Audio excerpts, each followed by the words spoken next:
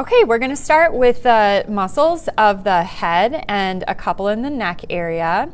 And notice that we've opened this model so that you've got a frontal aspect and also a lateral aspect of the model.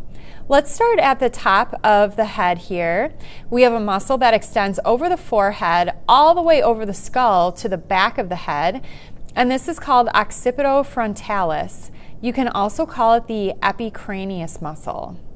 Okay, so that goes down to the forehead.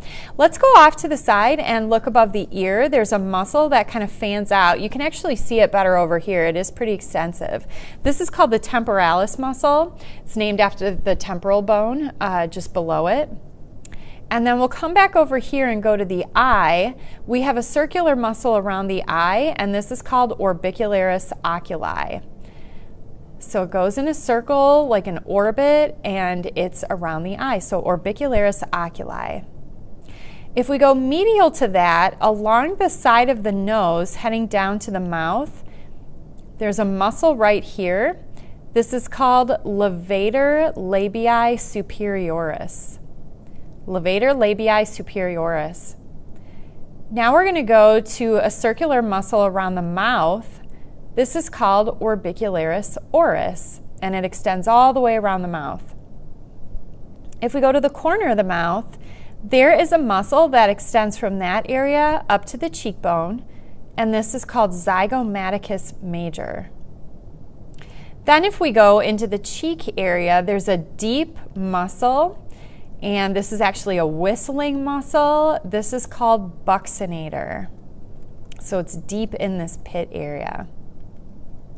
Then we're going to go to a very powerful chewing muscle. This goes from the angle of the mandible and it heads up toward the cheekbone area. This is called masseter. You'll also see it over here, but cut off. This is actually a really powerful muscle that would extend up quite far. Then we're going to head down into the neck area on this side. There's this very broad sheet-like muscle along the neck, and this is called platysma. There's also a muscle that is going to go from the sternal area up to the hyoid bone, and this is called sternohyoid. Okay, then if we head over to this model, we're almost done. There is a very large muscle that extends from the mastoid process of the temporal bone all the way down to the clavicle and sternal area. This is called sternocleidomastoid. Sternocleidomastoid. And that's it for these models.